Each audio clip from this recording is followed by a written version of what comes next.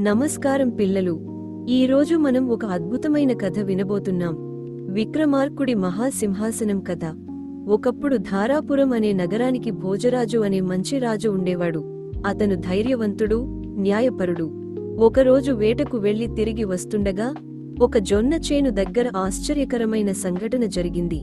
ఆ జొన్న చేను యజమాని అయిన బ్రాహ్మణుడు రాజును మరియు అతని సైన్యాన్ని పిలిచి, మీరు అలసిపోయి ఉన్నారు, జొన్న కంకులు తిని విశ్రాంతి తీసుకోండి అన్నాడు. రాజు సంతోషంగా తన సైన్యాన్ని తినమన్నాడు.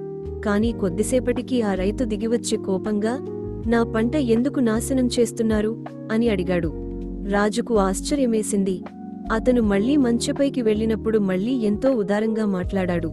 ఇది చూసి మంత్రి అన్నాడు, రాజా, ఈ మంచె ఉన్న చోటే ఏదో మహిమ ఉంది. ఆ ప్రదేశాన్ని తవ్వగా అక్కడ ఒక అద్భుతమైన బంగారు సింహాసనం బయటపడింది.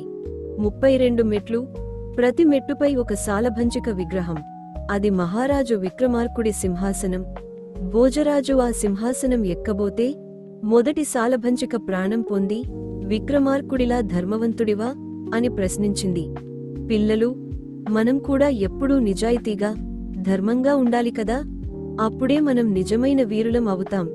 ఈ కథ నచ్చితే లైక్ చేయండి. ఇంకా ఇలాంటి మంచి కథల కోసం సబ్స్క్రైబ్ చేయండి. మీ స్నేహితులతో కూడా షేర్ చేయండి. మరొక అద్భుత కథతో మళ్ళీ కలుద్దాం. ధన్యవాదాలు పిల్లలు.